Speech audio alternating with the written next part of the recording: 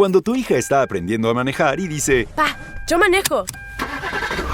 seguro dices, Híjole, me va a dar. pero ¿por qué no mejor dices algo que ayude a proteger tu auto? Como un buen vecino, State Farm está ahí. Y tu agente de State Farm puede ayudarte a escoger la cobertura que necesitas. Así te quedas tranquilo, hasta que escuchas... ¿Pasamos por mi novio? ¿Novio? Como un buen vecino, State Farm está ahí. State Farm, Bloomington, Illinois. Hola, soy Pipe Bravo de Superlitio y los estoy invitando este 16 de noviembre a la celebración de los 20 años de nuestro disco Tripping Tropicana. Será en el Teatro Mayor Julio Mario Santo Domingo, no se lo pueden perder, los esperamos. Un abrazo.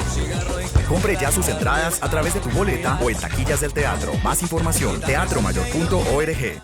Sonido Libre Podcast. En Cuba, que somos un país profundamente pobre, los padres, si saben que tu hijo nació con el talento, tus padres dan brincos de felicidad y van a hacer lo que sea que tengan que hacer para que tú te hagas músico. El pop es como un acto de rebeldía, la verdad, en mis circunstancias, en mi caso. Viniendo del sistema en el que vengo, viniendo de la música que vengo, de la escuela en la que vengo. La meta es tener un nombre dentro del jazz, no un nombre dentro del pop. Por tanto, este álbum también es de mucho amor propio, pero es desde muchos espacios. Del amor propio de decir, voy a hacer la música que me da la gana a mí, bien poco me importa lo que pienses con respecto a eso. Es más, te voy a decir una cosa que no le he dicho a nadie. Esa canción, yo la escribí un día en casa de las Ibelli. Ellas estaban en Cuba en ese momento. Y en un momento la grabamos juntas y todo. Y no quedó.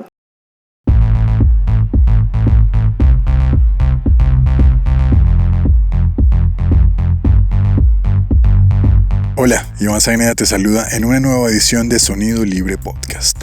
Como siempre, gracias a ti por darle play a tu dispositivo móvil y llegar a una nueva historia detrás de los sonidos independientes de Colombia y Latinoamérica. Daimé Arocena es nuestra invitada de hoy, cantante nacida en La Habana, Cuba, quien acaba de ser nominada a los Latin Grammy en la categoría Canción del Año por el tema A Fuego Lento en dúo con el dominicano Vicente García. Destacando también que, en el 2018, Daimé participó con su agrupación de ese entonces, Makek, para el álbum Odara, disco de la saxofonista canadiense Jacques Bonnet, que estuvo nominado al Grammy en la categoría Mejor Álbum de Jazz Latino.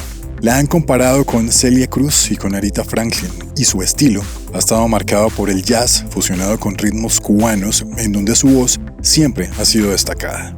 A los 8 años ingresó a estudiar música una vez descubrieron su talento y sin duda ha construido una gran carrera y con ello un nombre muy importante en la industria.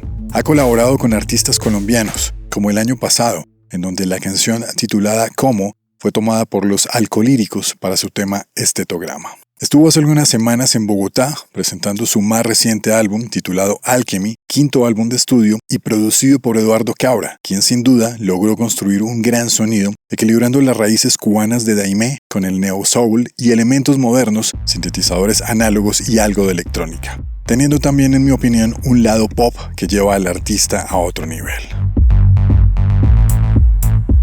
Justo en esa visita nos pudimos reunir con Daimé, quien muy amablemente nos atendió y con quien pudimos charlar de esas cintas de cassette que escuchaba cuando era niña y que eran de su padre, del modelo de estudio de música en Cuba y la relación de dicho modelo no solo con el contexto socioeconómico de las familias, sino mental de los estudiantes de La Habana. También hablamos del pop, de cómo salió de la pandemia creando Alchemy y sobre la temática de algunas canciones del álbum, del amor propio, de la industria musical americana y la latinoamericana, entre otros temas más. Queremos agradecer a Ramos García Comunicaciones por hacer posible esta entrevista y sin más preámbulos, una de las charlas que más había querido tener en este 2024. Honor para mí, en la edición 125 de Sonido Libre Podcast desde Cuba, Daimé Arocena. Mi estimada Daimé, ¿cómo va todo? Bueno, ahí aclimatándome.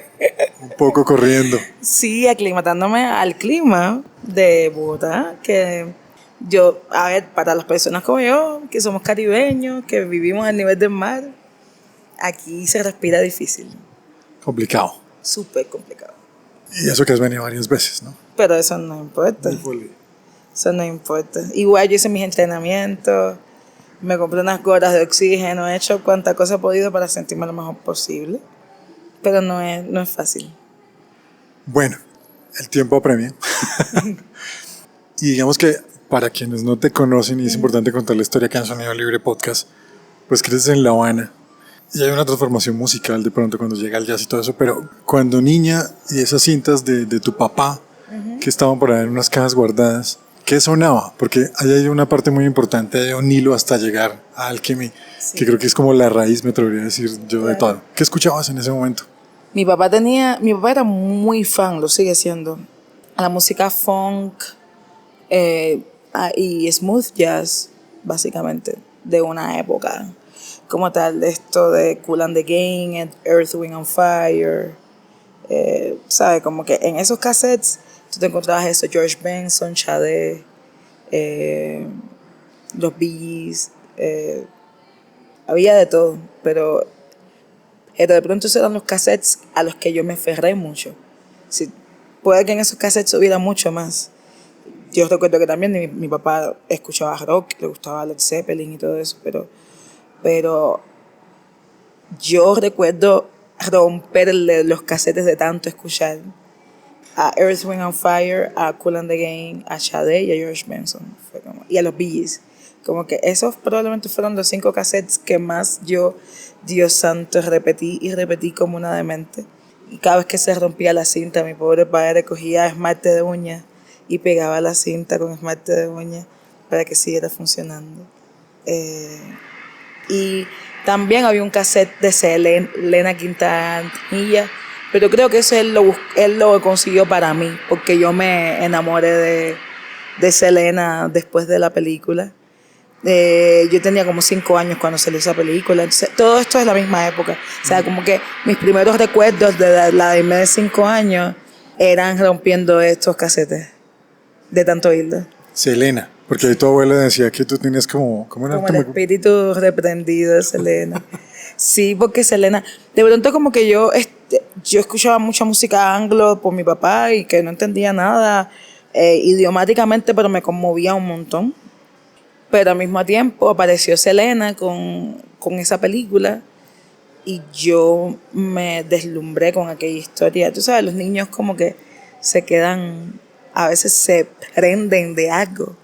Y a mí la historia de aquella muchacha que cantaba, que tenía esta imagen tan imponente, que se impuso en un mundo profundamente masculino, a mí eso me impactó muchísimo. Y me sigue pareciendo un referente súper importante para la mujer latina y sobre todo un referente de identidad y de cultura. O sea, es como tú piensas en Selena y piensas en un grupo específico de gente. Tú sientes cultura cuando oyes a Selena. Y yo ahora, de adulta, también mi sueño es representar a mi gente, representar una cultura. Se siente que hay muchos puntos de contacto al final. Ella con la música que hacía y yo con la mía.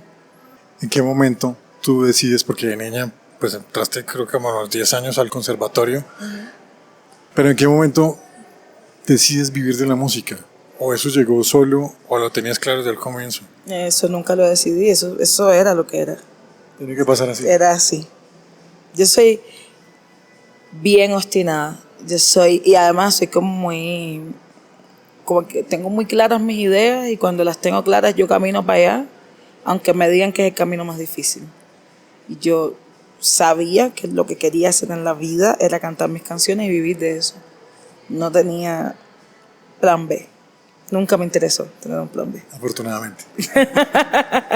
Probablemente sí. Ahora como adulta quiero un montón de cosas, pero son cosas que se desprenden de eso mismo. O sea, no sé, que quiera hablarle a la gente sobre identidad racial, eso se desprende de mi música. Que quiera hablar de los cuerpos, de cómo percibir nuestro cuerpo, eso se desprende. O sea, mañana hago una marca de ropa interior y eso se desprende de mi música como tal. Todo se desprende de ahí.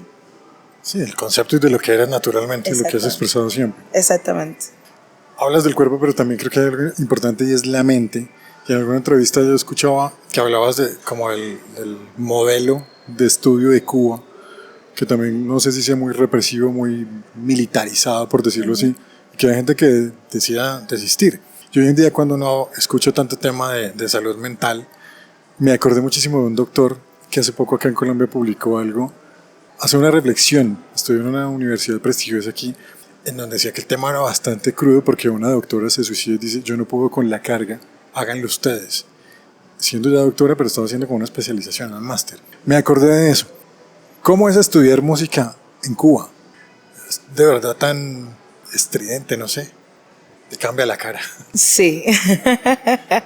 Es que lo que pasa con el sistema de educación cubana a nivel musical, independientemente de que está basado en el concepto ruso, por tanto, se empieza a estudiar desde que eres muy chiquitita, lo que ya va a ser tu profesión.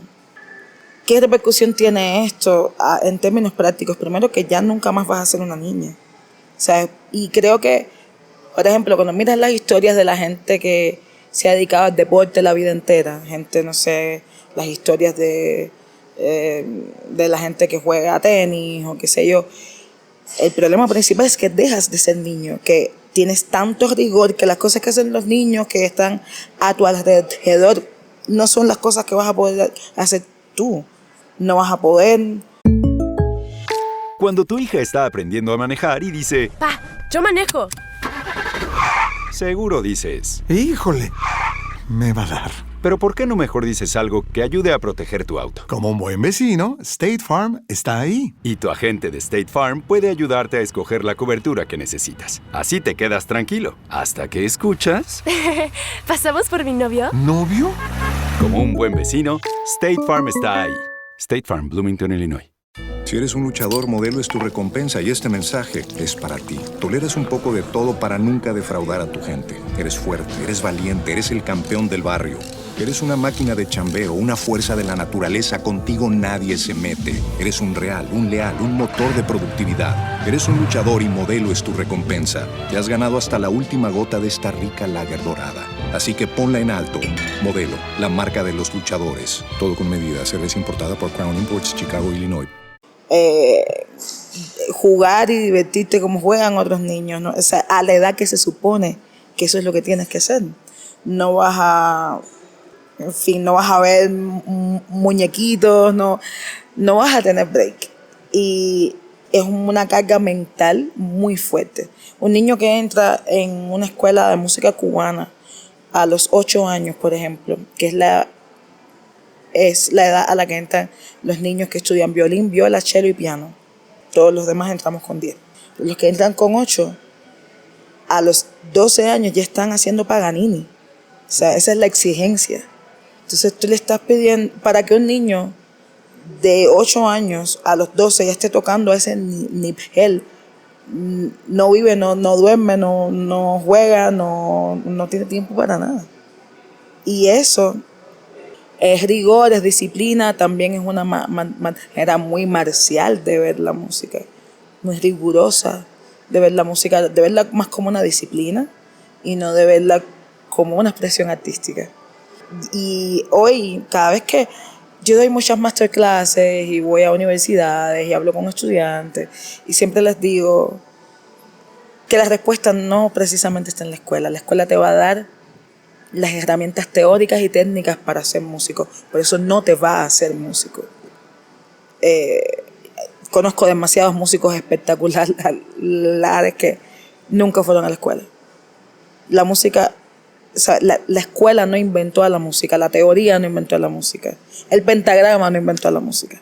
Por tanto, tú vas ahí buscando elementos técnicos para recrear tus ideas musicales, no para hacerte músico. Y el error de concepto principal es ese, que hay demasiada gente, no solamente en el sistema de Cuba, en todos los sistemas de enseñanza musical, hay demasiada presión con quererte enseñar a ser músico. Puede pasar en Berkeley, por ejemplo. Claro que sí, pasa en todas partes. En Cuba está cabrón porque no es lo mismo que tú decidas que te machuquen así a los 18 años, que ya tú sabes un poquito más de la vida, no tanto, pero sabes más que un niño de 8. Sabes como que por lo menos la presión que vas a vivir tomando como referencia una de las escuelas más importantes del mundo, Berkeley. Bueno, la presión que vas a vivir en Berkeley a tus 18, 19, 20, 25 años no es la misma. O sea, no es lo mismo ni se siente igual que cuando tienes 8 años, cuando tienes 10 años. Entonces, por eso hay tantos niños que terminan haciendo rechazo total a la música, que más nunca quieren ver un instrumento más, nunca quieren tocar. Llegaron ahí con toda la ilusión de ser músico y salen odiando la música. Qué tristeza. Sí. Yo creo que en mi caso también, y esto es un tema un poco aparte, las poblaciones pobres, muy pobres, siempre han encontrado el deporte y la música como una forma de superación. Probablemente una persona muy pobre tiene que ser una mente demasiado brillante para que llegue a ganarse una beca para ser abogado, para ser, qué sé yo, ingeniero, ¿verdad? Pero la música, el deporte son lentos, como que vienen con el niño, son innatos. Entonces, en Cuba, que somos un país profundamente pobre, los padres, si saben que tu hijo nació con el talento para una de estas dos cosas, tus padres dan brincos de felicidad y van a hacer lo que sea que tengan que hacer para que tú te hagas músico, para que tú te hagas deportista, ¿sabes? Como que van a hacer todos los sacrificios que probablemente ningún padre en otro lugar, con otro tipo de sistema sociopolítico va a hacer, porque es la única vía de escape que tienen. Y porque probablemente, a diferencia de otras personas que se tienen que tirar al mar en una barca para ver si llegan a Estados Unidos, un músico se va a montar en un avión para hacer un concierto y va a poder huir de la isla con una visa estampada en un pasaporte y va a entrar legalmente al país. O sea, tú eres la esperanza de una familia cuando tienes un talento para la música. Si es que hay una doble presión en ese niño, que a los 8 o 10 años entra a estudiar en una escuela de música. La familia lo que está viendo es la garantía del futuro de toda la familia. Y de cierto modo es mucha presión para un niño. No, total. Sí, lo que tú dices, doble responsabilidad. Sí, ¿sabes? Como yo recuerdo cuando me fui para Canadá, recién llegada yo, pues estaba buscando renta. Y una persona en un apartamento que estaba chequeando me dice, ¿qué tú eres? Le digo, soy músico. Me dice, bueno, pues si eres músico voy a necesitar alguna carta de garantía de tus padres, de que tú sabes que tú puedes pagar el alquiler. Y yo me empecé a reír y le dije, yo mantengo a mis padres. O sea, no sé qué carta de garantía te van a dar mis padres cuando yo soy el sustento de mi familia completa. Es literalmente lo que pasa con la mayoría de los músicos. Y en Cuba. Y, por ejemplo, siento que muchos padres que probablemente no son músicos o lo que sea, pues tampoco entienden nada de lo que tú estás haciendo en la escuela. Ellos lo único que saben es que tú tienes que salir bien, tienes que aprobar.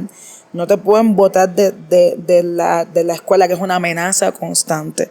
Te están diciendo todo el tiempo que si no haces esto te sacan, si no haces lo otro te sacan, que sí. O sea, entonces es competitivo a unos niveles absurdos y al mismo tiempo como que cero tolerancia en muchas cosas. Yo tengo un compañero de clase que ese chiquito probablemente es el mejor bajista que yo he conocido en mi vida. Cuando estudiábamos juntos se ganó el Premio Nacional de Contrabajo Clásico y el Premio Nacional de Jazz a la vez, como con 17 años. Y suspendió un examen de cultura cubana y lo sacaron de la escuela. Muy duro. ¿Sabes? Entonces dices, pero ¿cómo tú botas de la escuela al mejor bajista de la historia? O sea, ¿cómo tú estás jugando? Pero además no porque sea un genio solamente, sino porque le ha dado resultados a la escuela.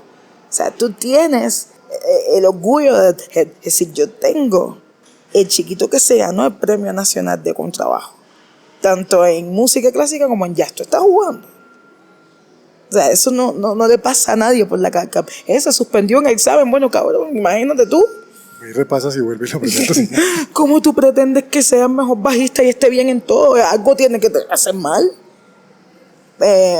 Y al final, recuerdo que hubo mucho push con ese caso y él terminó graduándose en otra escuela. Como que le dijeron, ok, pues, a ver, tengamos en cuenta que no es como acá, que la Javeriana es una universidad, los Andes es otra, y no tienen nada que ver una con la otra. En Cuba todo es el mismo sistema, todo, ¿sabes? Como que todo es el mismo dueño, todo es lo mismo.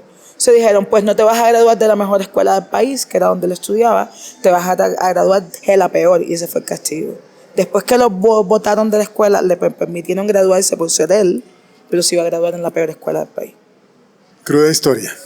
Bueno, eso yo creo que es importante entenderlo, y yo lo interpreto al escuchar tu música con el tema del pop, que justamente cuando arrancaba, porque como que con esa rigurosidad de pronto donde estudiaste y con solo clásica, pues el sabor de Cuba y las otras corrientes que uno de pronto tiene aquí, porque pues si a mí me dicen música cubana, pues yo me remonto al son y ya. Pero hilando tu historia, el pop, ¿qué significa para ti? ¿Qué te marcó? El pop es como un acto de rebeldía, la verdad, en mis circunstancias, en mi caso. Porque yo vengo de un circuito y un ambiente donde... Es decir, es un acto de rebeldía en todos los sentidos. Primero, por ser cubana, bueno, imagínate, viniendo del sistema en el que vengo, viniendo de la música que vengo, de la escuela en la que vengo, la meta es ser jazzista, no hacer pop. La meta es tener un nombre dentro del jazz, no un nombre dentro del pop. O sea, es como que el pop en Cuba no lo respeta nadie. El pop para Cuba es como nada, es música. No es música. No es música. Y yo trabajé y luché mucho para hacerme un nombre en el mundo del jazz, que para los cantantes siempre es más difícil que para los instrumentistas. Yo quería además ser cantautora de jazz, que es lo que soy. Entonces me decía, tú estás loca, te toca cantar jazz estándar. Decía, yo canté todos los jazz estándar que iba a cantar en la escuela, no voy a cantar un jazz estándar más.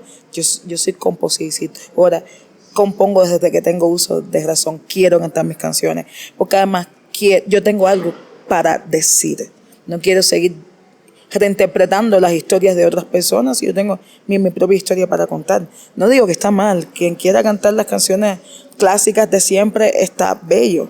Yo quiero cantar mi propia historia. Y de cierto modo, mi foco era tanto en ganarme ese nombre que fui alejando todo ese lado pop, aunque siempre estuvo ahí. ¿Sabes?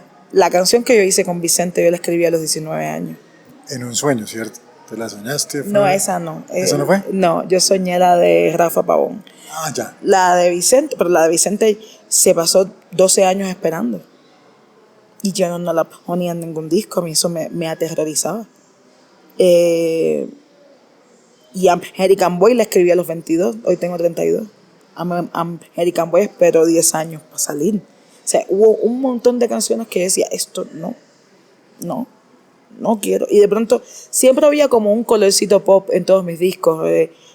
Nueva Era ha estado en Unplug My Body, en Cubafonia está como... es importante. Y sobre todo la tengo acá en las preguntas, por lo que los alcohólicos la cogen. Los alcohólicos, exacto. Suena pop, ese coro es... profundamente pop. Sí. Pero yo decía que no era pop, que era bolero de los 70, que fue un estilo que estaba como muy influenciado por la década prodigiosa, qué sé yo, en Cuba. Entonces se hacían como estos boleros, pero con este estilo más pop. Se decía, no es pop, es bolero de los 70. O sea, como sí, punto. Literal, punto. Y Don't Unplug My Body, no, eso es como funk, pero con jazz. Y le metí un solo de piano larguísimo en el medio, enredadísimo. Y Para el Amor Cantar es la canción pop de Sonocardiograma. Y entonces lo que hice fue, le metí como unos cantos de Obatalá. O sea, como que yo no podía dejar mi lado pop salir full. Yo le tenía terror. Y me hizo falta una pandemia para salir de eso, para salir de esa presión.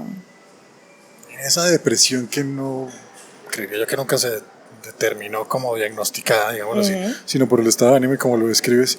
Muy seguramente encontraste en lo simple la verdadera, o no la verdadera, pero sí esencia de estar tranquilo, de vivir, no sé, lo asemejo con el tema de la música, porque hay amigos músicos que empiezan, y sobre todo en el tema digital, ¿no? No le vamos a escuchar un vinilo, que espero hayas traído para comprártelo, a tener un tema en el de Spotify, porque dice tantos arreglos, tanta cosa, y la gente, depende hasta el audífono que escuche, pasa desapercibido el arreglo, y me maté 20 horas arreglando un compás. Sí, es que la música no busca satisfacer tu ego, la música busca comunicar. Ese es el punto principal. La música en su esencia no es un juego de lo espectacular que soy. La música lo que quiere es que yo te envío un mensaje, sea en el idioma que sea en el espacio que sea, y tú lo recibes. Entonces, hay que bajarle al ego cuando uno hace música, porque la música te habla y te dice exactamente lo que ella quiere. A veces uno quiere meterle 40 cosas a un compás, y la música no te lo está pidiendo. Si no te lo está pidiendo, no te lo está pidiendo. El arreglo en una canción es un ornamento, siempre. El arreglo es una parte creativa de la canción, pero no es la canción. La canción es la canción. La canción es la melodía, la armonía, el ritmo y en el mejor de los casos la letra, porque hay canciones que ni eso. Y la verdad es que cuando tú te tiras a comunicar, ¿sabes?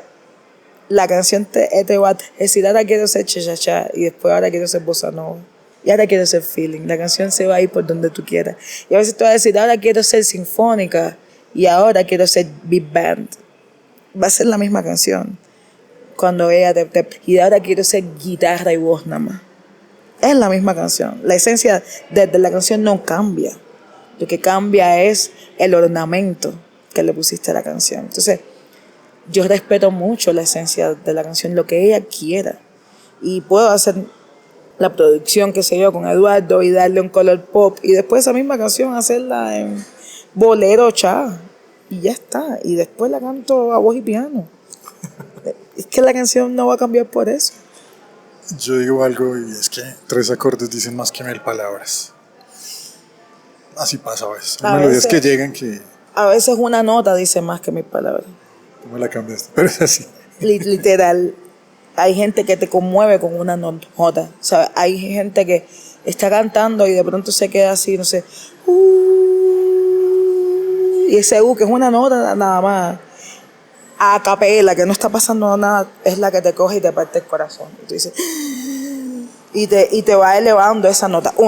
¿Sabes? La música no vive del ego humano para nada. La música ni siquiera es humana para nada. La música es un mecanismo de conexión espiritual. Y espíritu tienen las plantas, espíritu tiene el mar, espíritu tienen las aves, el espíritu tienen hasta las piedras.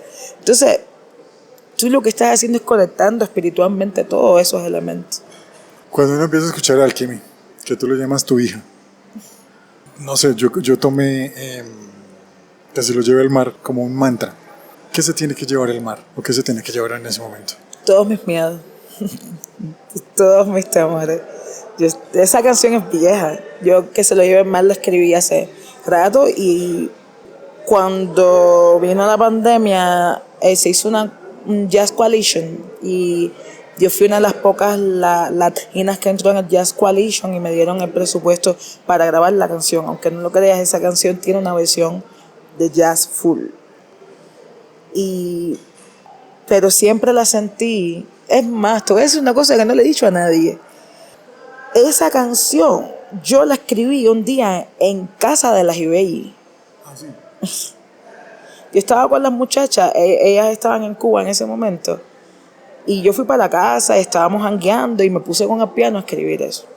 Y en un momento la grabamos juntas y todo, y no quedó, como que la grabamos así a voz, con palmadas y cosas, en fin, bien crazy. Eso no fructificó. Después vino lo de Jazz Coalition y también la grabé de nuevo. Pero una vez más, la música te guía y te dice, no es por ahí, no es por ahí. Cuando llegué a Eduardo, que estábamos hablando de la intro, de qué íbamos a poner como intro, yo me recordé de esa canción. Y se la canté y él me dijo, es una intro. Bueno, es una canción de 3 minutos y me dijo, no, vamos a hacerla de 1. Pero yo siento que esto puede darle apertura al disco y vamos a cambiarle, vamos a hacer la voz esto del principio.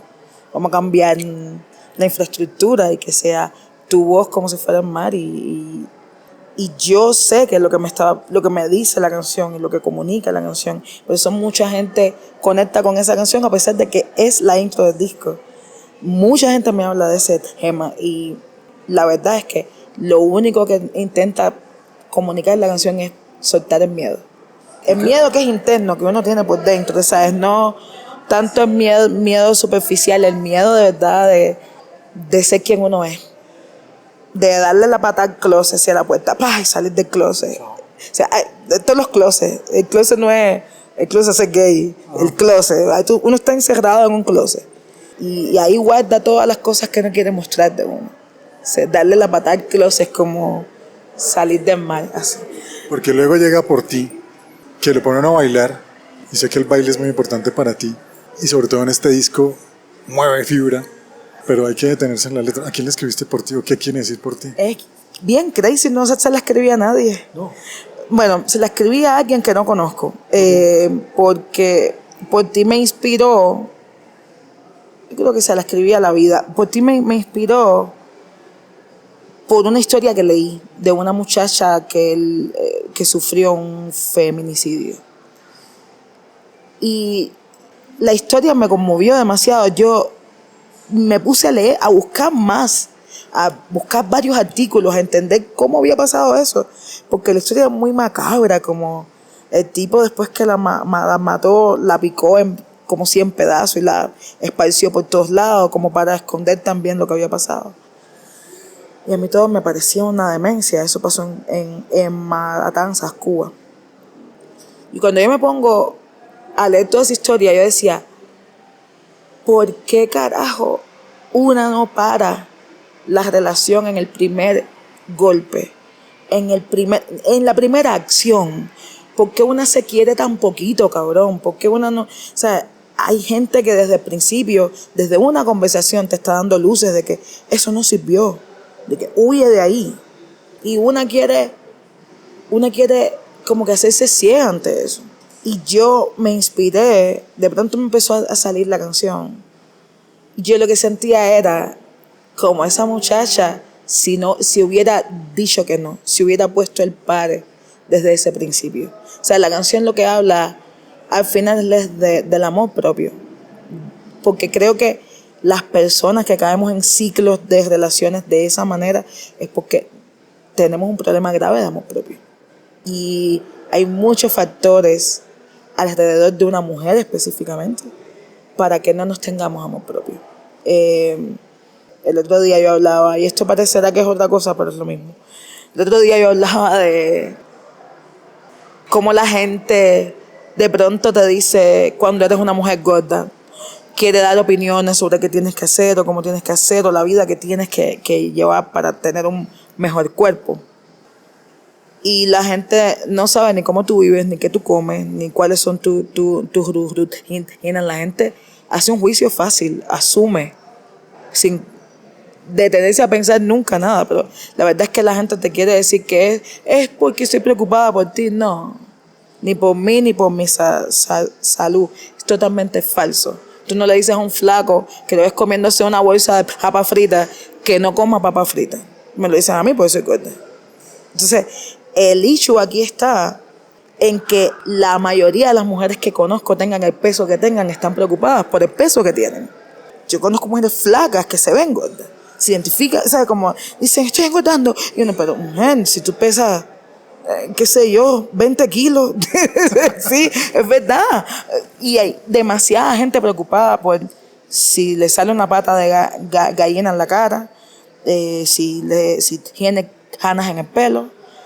Demasiada gente sufriendo sus imperfecciones Y eso conspira tanto con el amor propio, demasiado. O sea, la gente creerá que lo físico es superficial, no es superficial. Cuando hace un impacto tan heavy en nuestra psiquis y en la forma en la que nos autopercibimos. Por tanto, es súper importante hablar del físico para hablar del amor propio y para hablar de la necesidad imperante de, sobre todo nosotras las mujeres, entendernos en nuestro espacio físico. Que eso es uno de los tantos problemas que hacen que caigamos en relaciones que no nos sirven, no nos convienen, no nos valoran. Y que cuando te dan el primer golpetazo, una no sabe cómo salir de eso. Por tanto, este álbum también es de mucho amor propio, pero es desde muchos espacios. Del amor propio de decir, voy a hacer la música que me da la gana a mí, bien poco me importa lo que pienses con respecto a eso. Te puedo asegurar que yo no he leído una crítica de este disco. Se los agradezco a todas las personas que amablemente han escrito críticas buenas, malas, regulares. Yo no quiero leer ninguna. No quiero saber.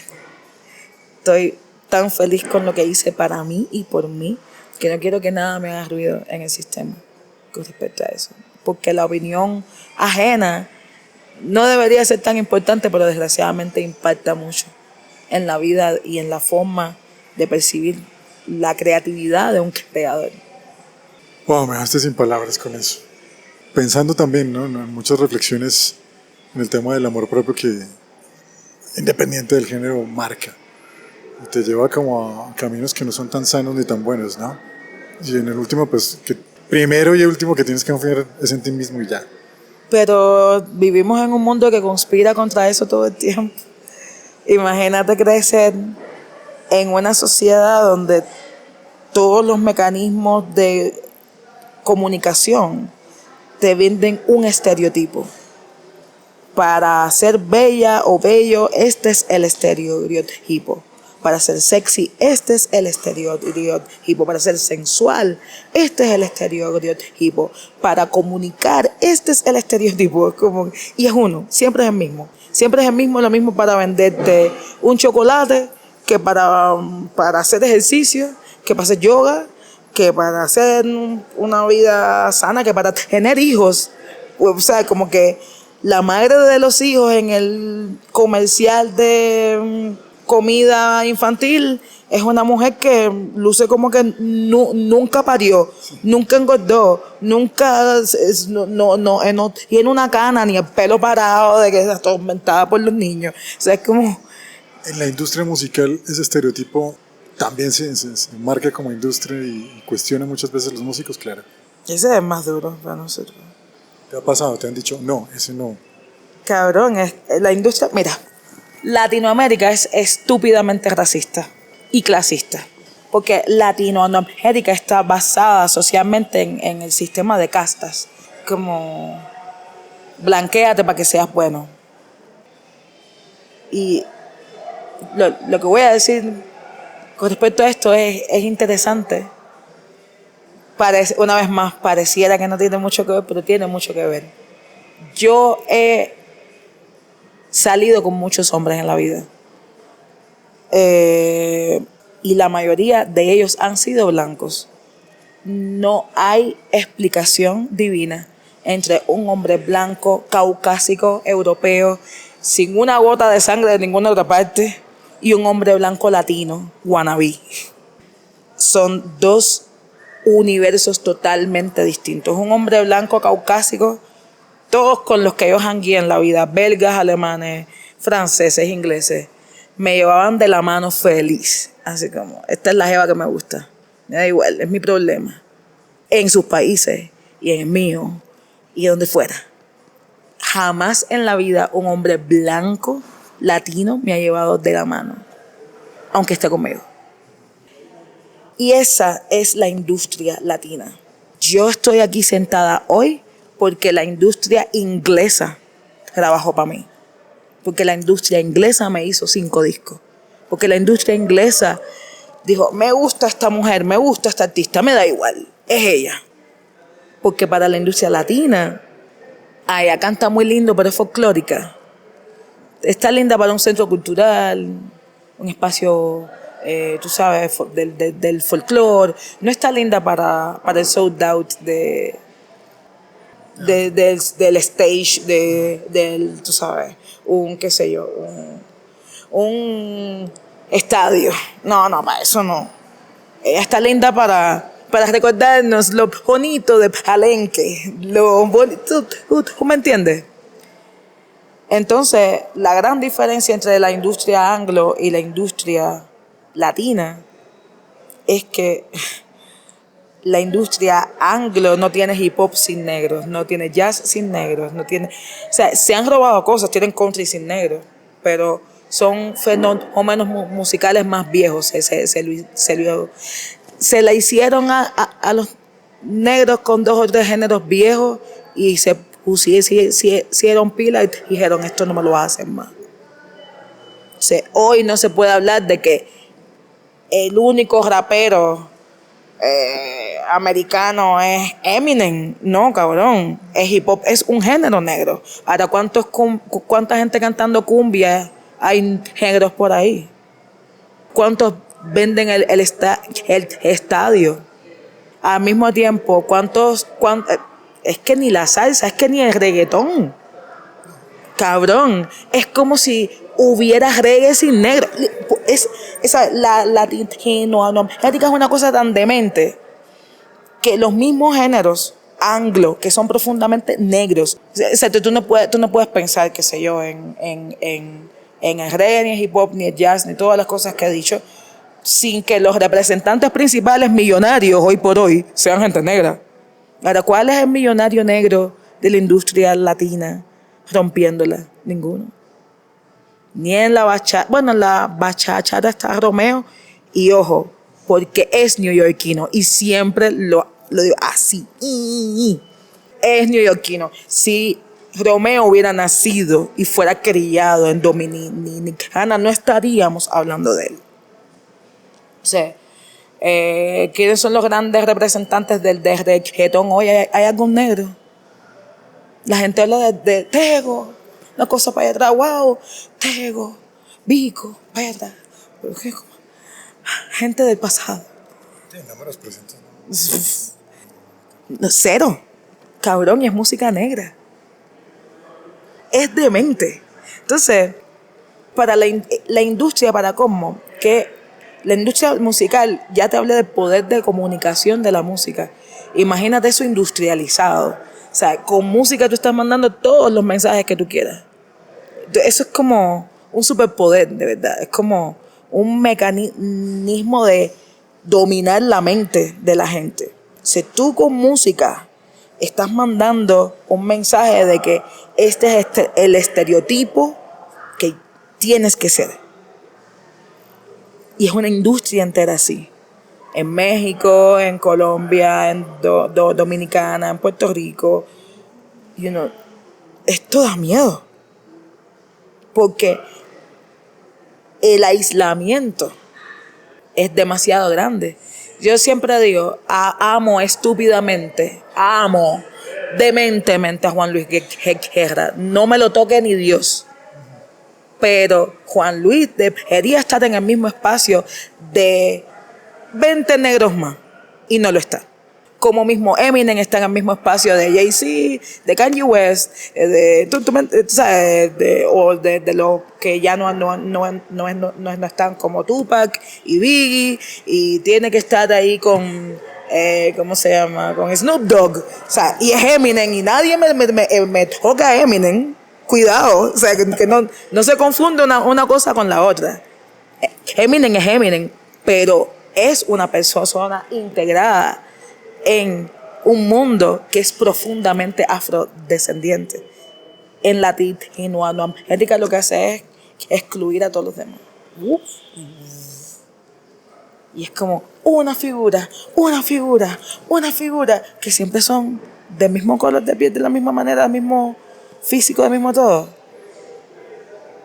Estimada Amy, nos quedó tiempito, pero te agradezco mucho el tiempo, el espacio. La verdad ha sido un honor tenerte. Tuve la oportunidad de cruzar contigo un saludo en Vime. Estuve en tu charla. sobre el tema de composición. Sí. Faltó hablar de eso porque me parece súper interesante. También me acuerdo del tema del sueño que tuviste, que una canción te llegó. Y agradezco a Ramos por el espacio en la entrevista. No, un honor. Un honor para mí también. Muchas gracias. A ti, de verdad, un placer.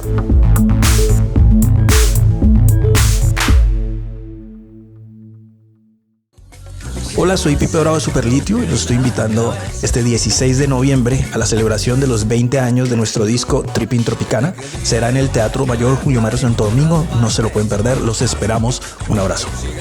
Compre ya sus entradas a través de tu boleta o en taquillas del teatro. Más información, teatromayor.org.